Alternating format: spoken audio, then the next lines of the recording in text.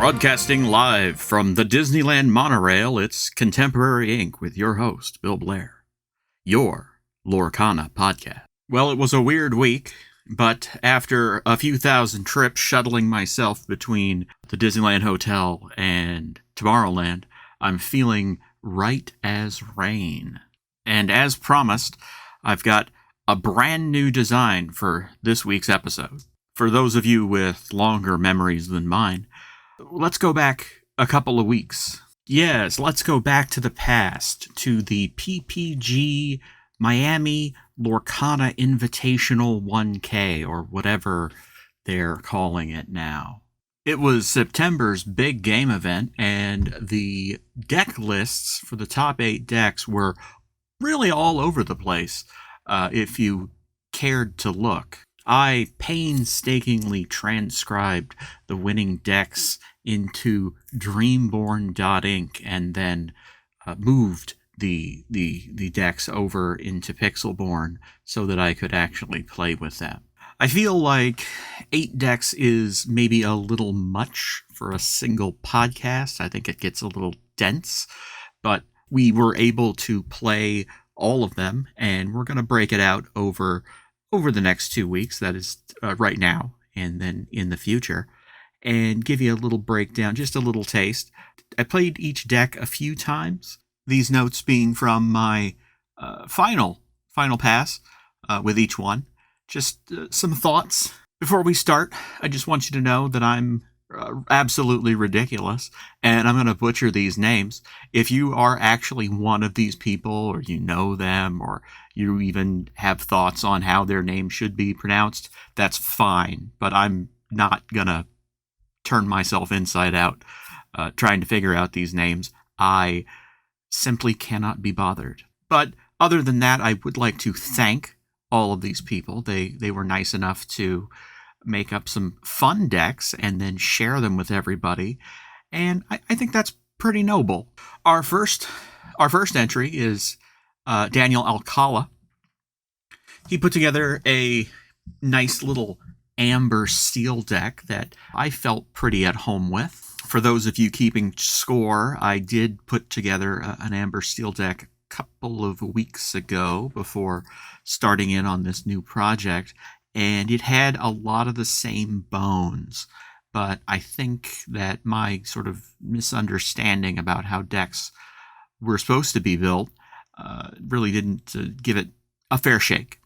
And this deck actually marks my first win on Pixelborn, which I thought was pretty neat.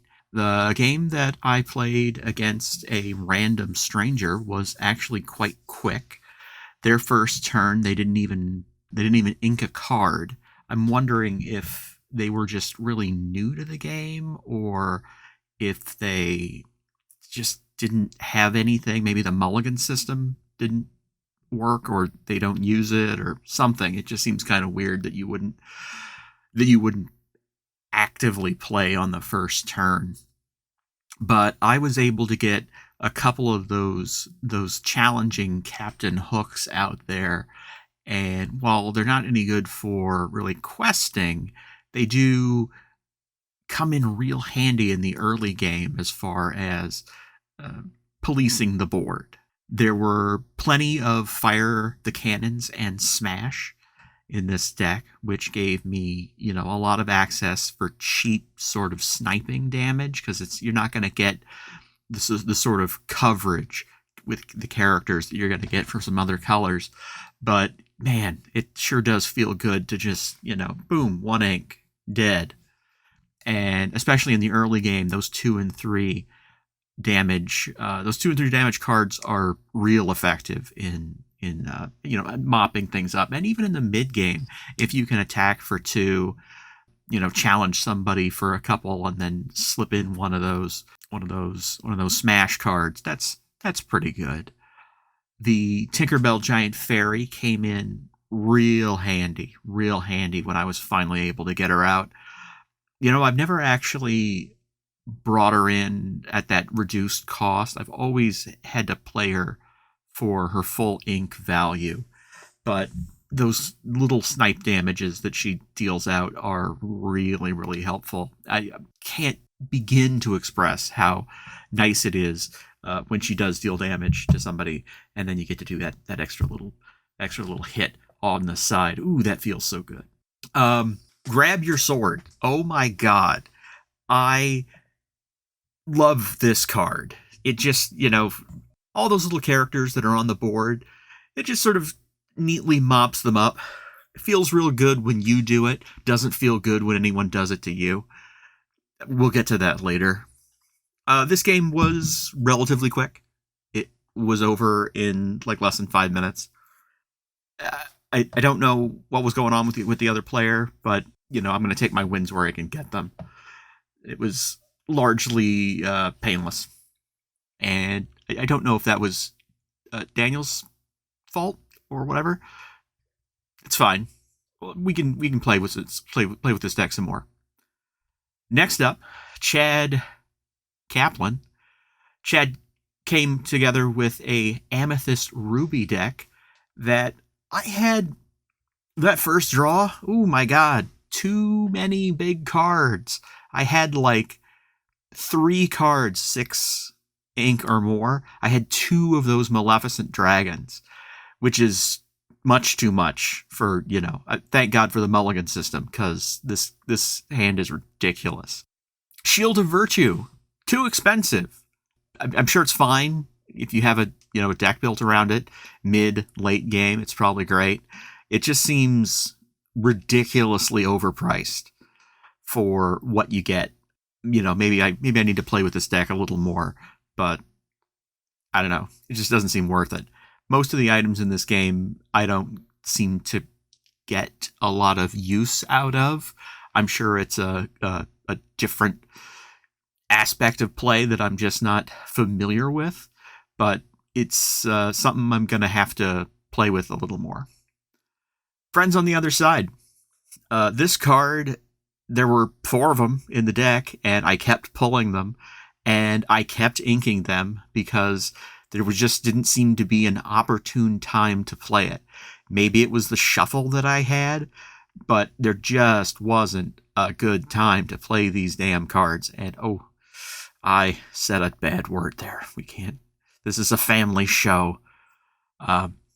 Nix that from the record. Somebody in editing, take that out.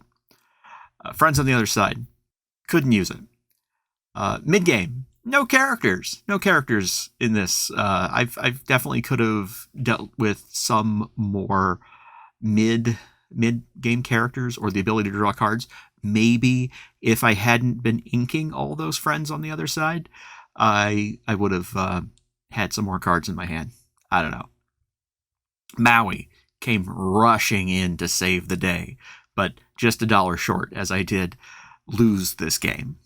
So, Maui, big character, good quality, strong character. Would like to see more big beefy guys in the mid game. Let's see. Walter, I'm going to say it's either Valletta or Valletta. Ooh, Valletta. Let's go with that. Walter Valletta. Walter came up with a Ruby Amethyst deck, and this was the longest frickin' game I have ever played. I was really impressed with how this game panned out, because like 5 minutes in, the score was 17-3, and I nickel and dimed this guy up to like 19-15. I lost this game, but this took 25 minutes of play. I was really surprised that he didn't rage quit. I mean, he was going to win. He was going to get the points for this. There was no way about it, and I royally screwed up the last turn. I might have been able to save this. I think I might have actually been able to save it, but I screwed up. Very long game. Elsa. Would have been nice to play with Elsa early on if I could have kept her in play. This guy kept like smashing and coming up and sniping at my Elsa cards, so I couldn't exert his characters. Dragonfire saved me several times. Once I got enough ink to play those Dragonfire cards, I think I used 3 of them in this 25-minute match. And almost the entire game, it was like one character to one character. So, he would pull out something and I'm like, I got nothing. I can't stop this guy. And he needs like 2 points. And this guy quests for 2. So I would just boom, Dragonfire, dead. And this guy must have been like crying tears of blood because this game took so damn long. Grab your sword absolutely killed me because anytime I'd get like 3 characters in play, they would always be small enough or they'd already have taken some damage. And grab your sword and suddenly, boom, they're all gone. I have to have this in my deck because I love it too much. And then I don't know how it happened. I don't know how many are in there. You can look it up. Walter Valleda is a known person. The deck is online.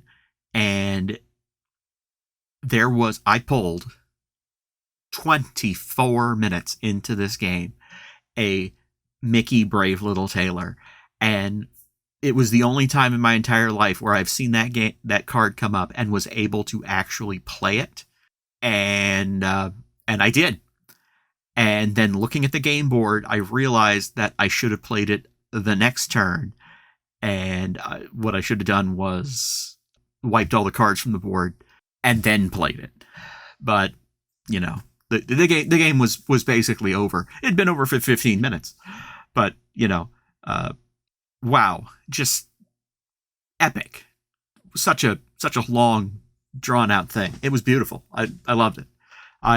If more Lorcana games were so like involved and nail biting, I would just, it'd be great. Our final deck today is from Justin Rios.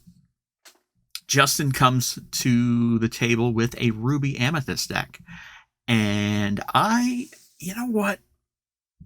I have seen Pongo in play. I have seen other Rush characters in play. But this was my first time getting that Rush character in play early on. And it's not that they are untouchable so much. It's that they stay in play longer. That feels good to me.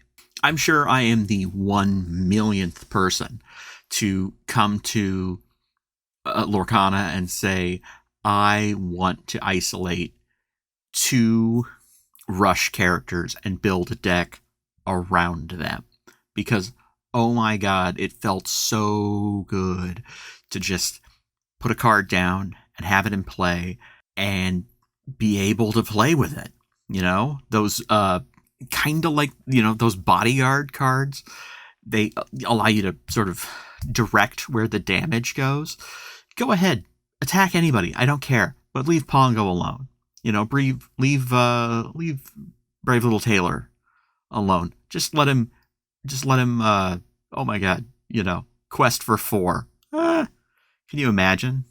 This game was a real nail biter too, because it came down to like 18-19 on this last turn.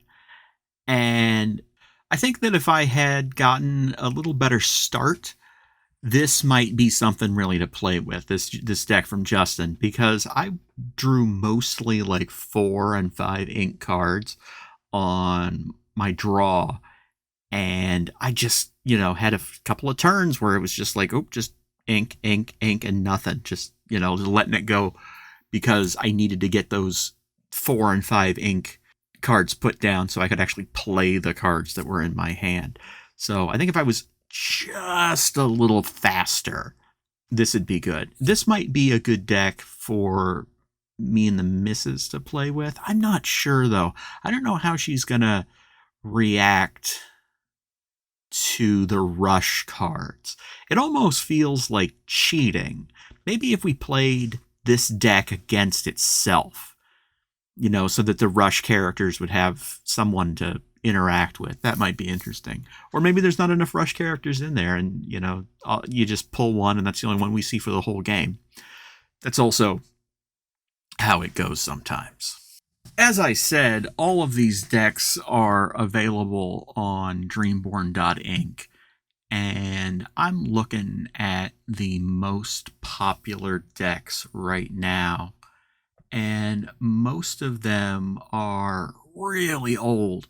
I've got decks here that are 83 days old, that are 77 days old, that are 118. Rafiki's Rush deck from like 2010. So old. Rafiki's dead. He's just a skeleton holding a stick. Oh, by the way, the Halloween skin for Pixelborn is amazing. I don't know if it was worth reinstalling the whole game, but, make it happen, guys. You're doing a great job. Do you think the guys from Pixelborn listen to podcasts? If they do, hey, you're doing a great job. I would highly recommend, maybe advertising this a little more. I think people would dig it if they knew this existed. This PPG thing, there's a bunch of decks in here for Denver. I gotta look into this. I don't know what PPG is. I think they put together like tournaments or something. I mean, that's fine. Play at your local game store. Play at the national level, I guess, with these PPG things. Yeah, see what happens. Is Disney putting together tournaments? Like, can you go to like Florida and play in a tournament? Anaheim, is there like a spot you bring a deck to the park? I remember back in 2016, I took a trip to, here, Disneyland, and the amount of Pokemon stuff that was happening. Like, come on, kids. You go on vacation. This is like a big deal. Put the phone down. You don't need to be checking into the Pokestop at Sleeping Beauty Castle. It's not cool. I don't want to be one of those dads that's chastising his kid for playing in the water feature, but there's way more happening here. A lot of more advanced storytelling than you're getting at your average Pokestop. That being said, that might be actually a great location to pull out a deck and play a few hands with some randos there at the park. Maybe downtown Disney would be the place for that. I've been in the happiest place on earth for what seems like forever. Maybe one of these days I should take a trip over to DCA. Nah. Okay. So here's the deal. Next week, we're going to do Brandon DeMarcato, Michael Skinner, man, they're really doing it to me with these names. Berdias, yeah, sure, and Ezekiel Shackelford. Okay, this is gonna be a hoot. But until then, ashes to ashes, funk to funky, we know Mr. Toad's a junkie.